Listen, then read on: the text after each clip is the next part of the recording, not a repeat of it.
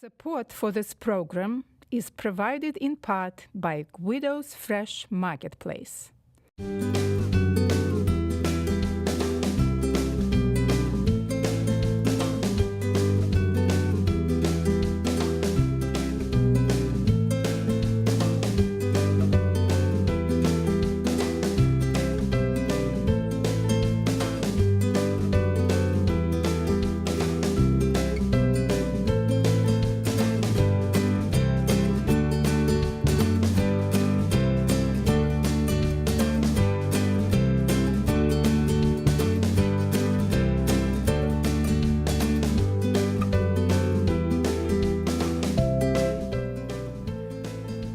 Welcome to The Natural Cook.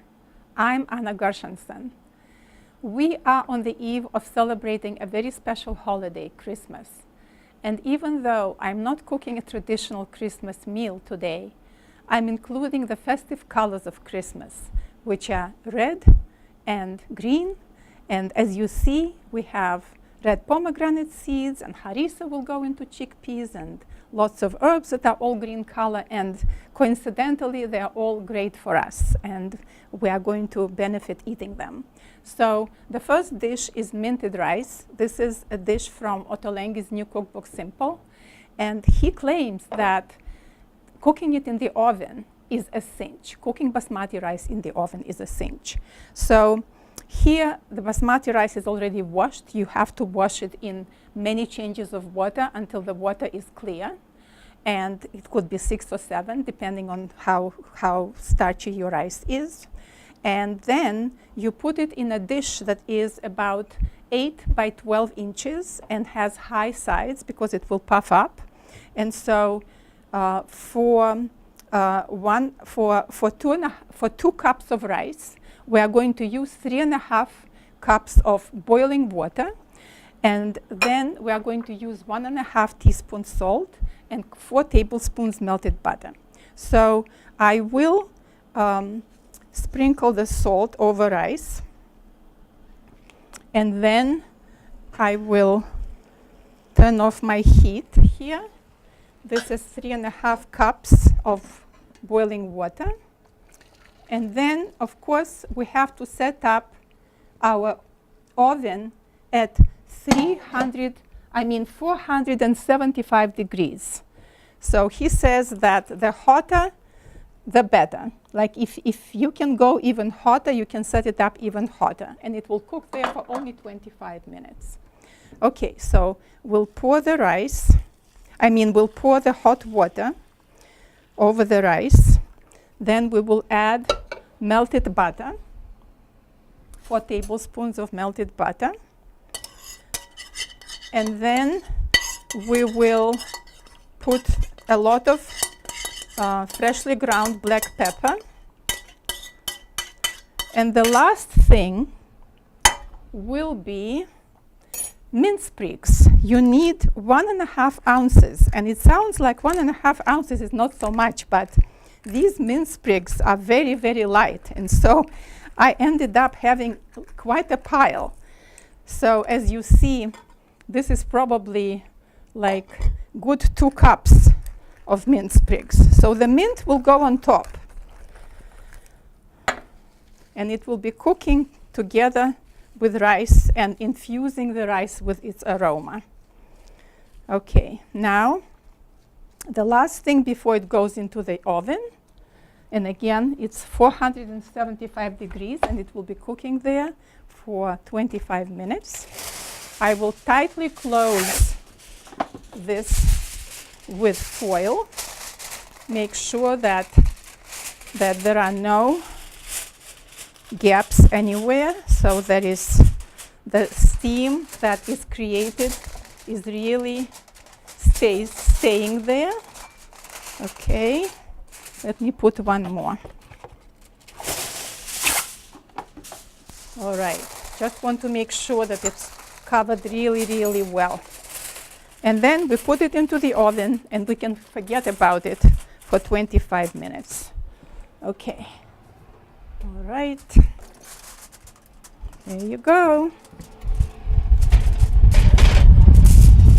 Okay.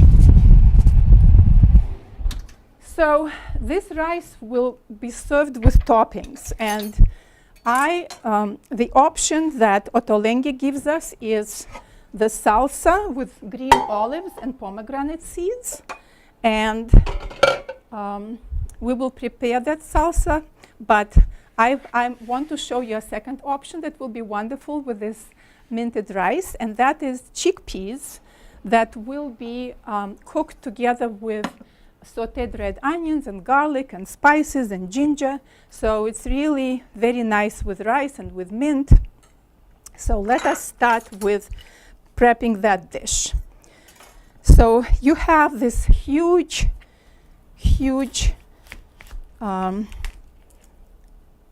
red onion, and I like having a lot of onion, and here I'm using red onion because I want it to be a little bit more colorful. And of course you also know, as I told you before, that with onion and like with any vegetable, the brighter the vegetable, the more nutrients are in it. And so red onion definitely has more nutrients than the white onion. It's very easy to guess. And what we'll do, we will start heating up our plate. Okay. And we'll add olive oil. And here, you saw before my technique of slicing, of mincing the onion or cutting into a small dice. You go around these lines of the onion. You can see them distinctly. All you have to do is to have a sharp knife. And of course, before you use the knife, it will be good to have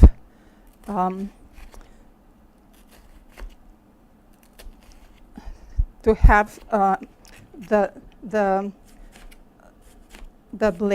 blades aligned. I did it at home, but I suggest that you do it every time before you need to use this. Okay, so this is one half, and then we'll add the other half. Okay, we can toss this. Let's add olive oil. I will splash maybe good 2-3 tablespoons of olive oil. Okay, I don't want it to be too hot, but it should be. You will see when the pan is being heated, then the oil starts floating and moving, and if it's shimmering, then it means that it's already pretty hot. And I don't want it to get too hot. I can hear the sound, or the hissing sound, which means that onion started cooking. And this is what I always teach you, that when you are in the kitchen, that all your senses have to be on. You have to smell, and you have to hear what's happening, and you have to watch. And the most important thing is that you have to taste. As you are cooking, you have to be tasting. Especially it's important with salting your food, because you cannot make up for the flavorings that you didn't add at the beginning of cooking. When your cooking is done, you really cannot make up for it. So you should be flavoring as you go. And after I add this onion, I'm going to add some of the salt, and it will help for the juices to start coming out. Okay. All right. So I am using lots of onion because it will flavor the chickpeas. It's very good for you, and it will make the dish absolutely delicious. So let's shake it. I can add the heat a little bit. Sprinkle just a pinch of salt. And here I have my spatula, so I can just use it to move it around so that everything is cooking simultaneously. And in the meantime, I will prepare the garlic. So garlic sometimes is very old and very potent, even though the harvest was fairly recent, but I really couldn't find garlic that is young in the supermarket. So it's important to take out this sprout because it's very, very strong. And you don't want your dish to be too strong, especially when you are using raw garlic like we are going to be using when we are making our salsa. When garlic is strong and it will cook off, it's not such a big deal. But if it's going raw into salsa, then you don't want it to overpower all other ingredients. Okay, so I'm happy with the way my onions are cooking. And let's prep the garlic to go into the skillet. When the onions are already softened, then is a good time to add your garlic. So you see how the color is changing, that the red or purplish color in the onion is slowly disappearing and it's mellowing. Okay, so let's just smash it. Okay, and then it will be very easy just to chop it up once you smashed it. Just hold on to it and chop it. Okay. All right. You don't want the pieces that are too big, so try to make it fairly even in size. Okay. So now the garlic will go in. And we have here probably a good tablespoon of chopped garlic. Let's again stir it. And now we will add ginger. Ginger is a wonderful spice. It's actually, when it's dried, it's a spice, but we are going to use it raw today, not in a spice form. I'll reduce the heat a little bit, not to burn. This is a ceramic pan, and ceramic pans cook much faster. Okay, so let's take our ginger. As I said, ginger is wonderful to eat during this time of year. It is good for circulation. It is good for digestion.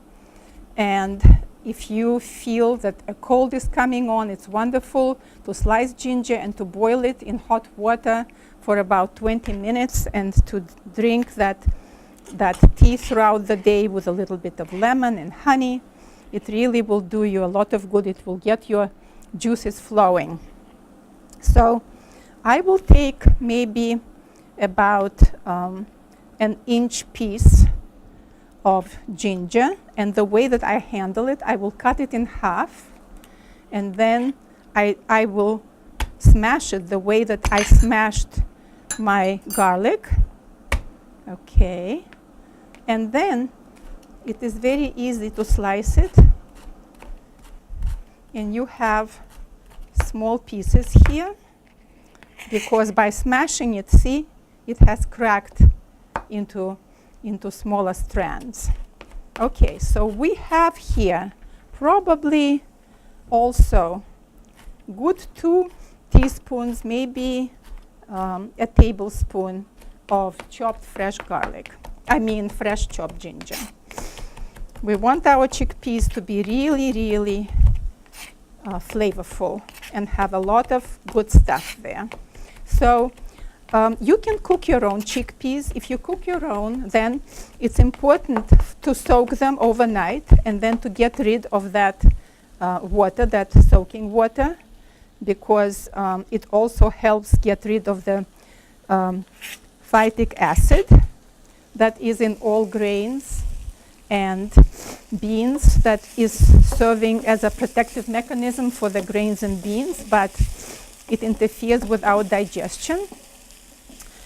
If you don't cook your own, so then the next day you can just cook it in plenty of boiling water, slowly boiling, and you can add a little bit of baking soda to make the water more alkaline to help it cook along. I use canned chickpeas, and you can too. And these are 2 cans of chickpeas, 2 15-ounce cans of chickpeas that totally make 3 cups of chickpeas. So this is cooking along nicely, and I will add the spices that you will use today. So cumin is very potent, so I won't add a lot of it. I will add like half a teaspoon of cumin, and then we can taste and adjust. That's what cooking is about. It's not about precise ingredients, because sometimes cumin is fresher, so it's stronger. How do you know? I'll tell you half a teaspoon, but it will be too strong for you. So I will put 1 teaspoon of coriander, and I will put 1/4 teaspoon of turmeric. All right, and give them a stir. And it smells heavenly. I wish you could be here, because this is like aromatherapy. When you are cooking, you're really in the world of your own. Use it to be relaxed. Okay, so now the next thing we're going to do, let them cook nicely and peacefully, and we are going to work on our salsa. So our salsa is fantastic. It is so flavorful. There are so many wonderful things in it. We already put mint on top of the rice, and so that will make it, you know, really minty, as the dish is called. But we also will put mint into our salsa. So what goes into our salsa is, first of all, we'll start, of course, with liquid ingredients. And the liquid ingredient here is pomegranate molasses. Pomegranate molasses are amazing. You can use them, you know, it's concentrated pomegranate juice that you could probably make yourself, but it's much easier to buy a ready product. And they are intensely tart and a little bit sweet. And I even, when I make salad, I even will drizzle a little bit on top of my salad and mix it together, and it just creates this wonderful, wonderful aroma. So then you want to have 1 small garlic clove. So if I had my microplane, I would have used it now, but I don't have it with me today. So I will just, you see what I'm doing? And you can actually add a little bit of salt that will help you kind of pulverize this, see? And you don't want pieces really, you want everything to be smushed like a paste, and that paste you will add, because you don't want to taste pieces of garlic there. You just want to have the flavor of garlic and goodness of garlic. Okay, see? We are going to add it here, and we will now switch over. I hope you can follow me. This is ready for the chickpeas to go in. So I'm adding the chickpeas, and I am mixing them so that they all are immersed in these wonderful spicy flavors. And I saved a little bit of the liquid from the can, and you can save it if you are cooking it. And I will add, because when there is liquid, then these flavors will get absorbed much more easily. So I will also, at the same time, will taste it to see if it needs salt, because unless you have enough salt, your flavors are not going to come through. Okay, yes. It does need a little more salt, and you know, not all canned chickpeas are created equal. Some of them taste kind of, you know, a little woody, which these do, unfortunately. And some of them taste more like the chickpeas that you would actually make yourself. But they are soft, because I know that some chickpeas from a can are a little bit on the hard side, and I don't like that. Okay. Chickpeas are actually a very, very old bean. It has been around for 7,500 years, and it's consumed all over the world. And it's the second popular bean to be cultivated and consumed after soybean. All right, so now we have a little salt. We have 3 tablespoons of olive oil. 1, 2, 3. Okay. We will now combine them together, making kind of like an emulsion. I hope you can see that. Okay. A smaller whisk would have been more helpful here, so use a small whisk, not a large whisk. Okay, and once it's combined, then you toss in everything else that goes into this. And you know what? I'm going to pull a larger bowl, because I hate using small bowls and tossing things together in small bowls, because you don't have the comfort of mixing everything nicely, and also things might be falling out and not everything might be coated the way it should be. But as you see, these are cooking very nicely. I hope you are following me. So let's move it here. And now all we need to do is add our other ingredients, which are, let's put it here. We have olives. These are pitted olives, green olives, and they are sliced thinly, and it's 1/3 of a cup. Then you will add 1/2 cup of lightly toasted and roughly crushed walnuts. Then we will add pomegranate seeds from a small pomegranate. It's about 2/3 of a cup. Okay. Then 1/2 cup of mint, which we will just chop up. This sounds so good that I cannot wait to see how it tastes. Okay, I will reduce my heat. I'll add a little bit of water. That's why your water is so good here, because it's good. It's good that things are browning, because browning creates this Maillard reaction, and it creates more flavor. But you want to incorporate that browning into your chickpeas to make them more flavorful. So that's where your liquid comes very handy.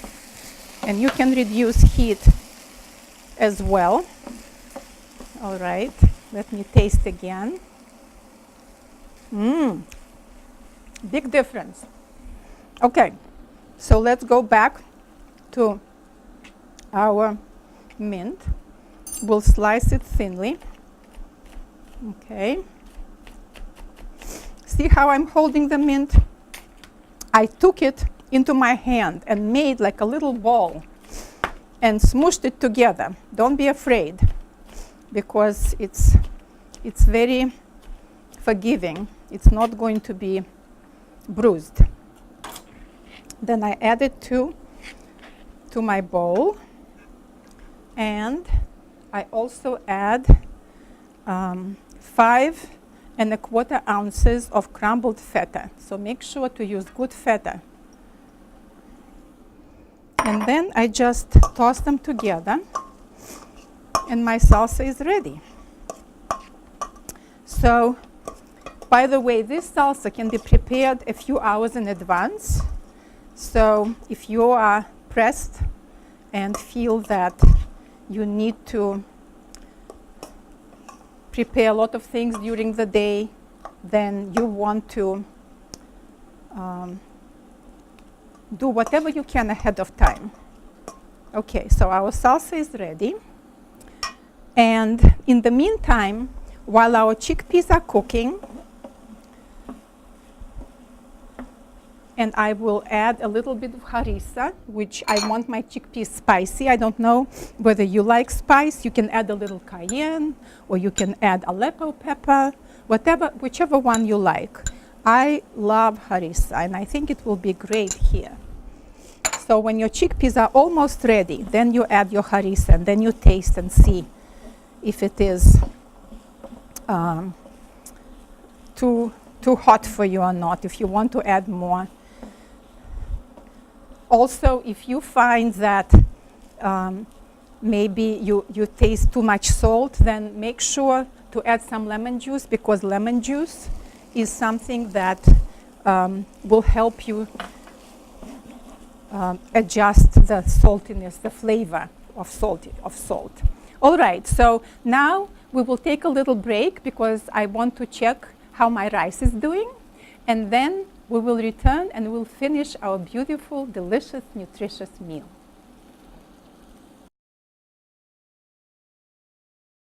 So as you can see, our rice is ready, and we had the mint sitting on top of it. So what we need to do now is to separate the leaves from the stalks.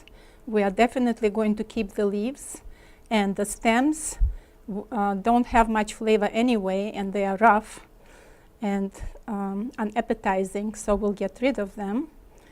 Okay, and now you will take a large fork or 2 forks, and you can just go and fluff up your rice. See how beautiful it is. And what the beauty of basmati rice is that every grain is separate. That also is the kind of rice that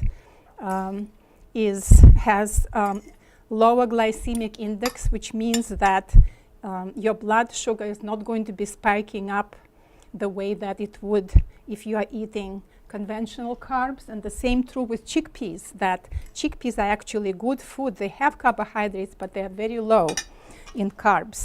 So also good food to eat. Now we are going to spoon our salsa all over and spread it around so that whenever you take it, you can taste it. And then we will sprinkle some parsley and cilantro on top of this and put some mint sprigs, and voila.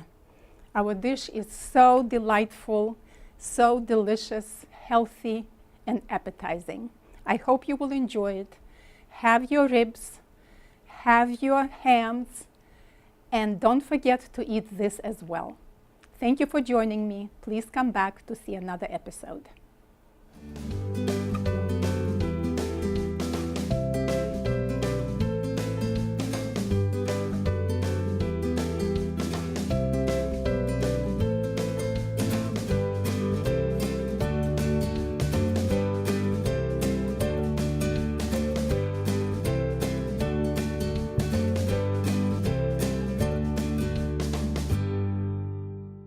Support for this program is provided in part by Guido's Fresh Marketplace.